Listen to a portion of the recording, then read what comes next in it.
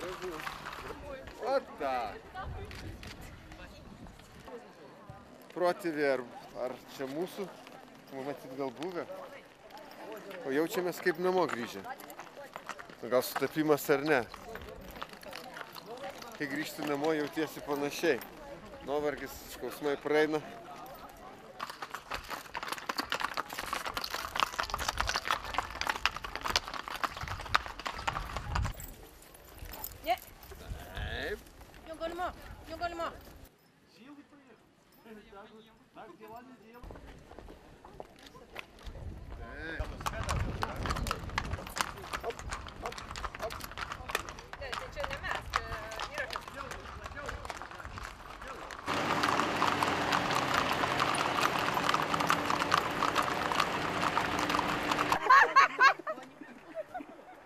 Красивая! Парень.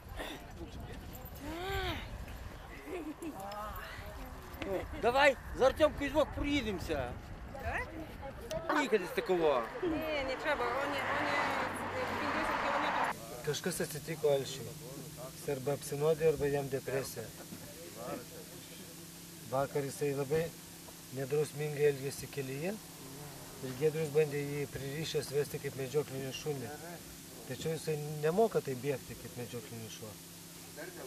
Ir jis tikriausiai arba pavargo, arba jam kažkas atsitiko. O aš pats mačiau tokį atvejį, kaip kelias dienas prieš jis apsilojo su didžiuliu savivarčiu, kuris vežė kukurūzų derlių iš laukų. Ir Alčius apsilojo su juo, papuolė po ratais. Ir mūsų raitelių rinktinė aiktelėjo, Alšis žuvo, Alšis suvažinėjo. Bet jis mikliai sulaviravęs po ratais išnyro iš pajų ir toliau bėgo. Bet aišku, tai toliau negalėjo tęstis. Bet manau, kad gal jisai maistu apsinuodė ir jam kažkas ir viskas bus gerai. Jis atsigaus.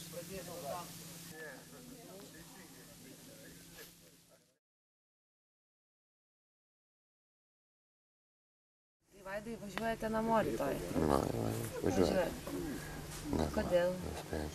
Šiek tiek sveikata sušlumavo. Reikia važiuoti pasigydys. Visiems čia sveikata ne vienadienis dalykas. Ne per vieną dieną jinai pataisoma yra. O kas lėmė, per didelis krūvis buvo?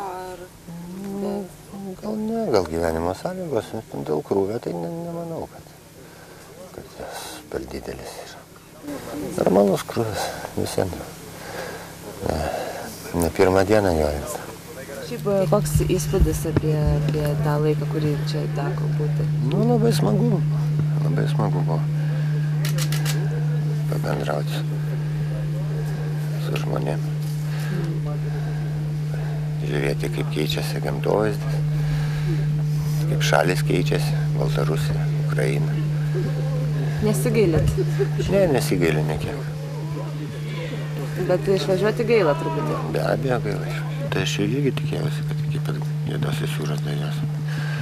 Bet vis dėlto sveikata brangiau už gerus sumanymus.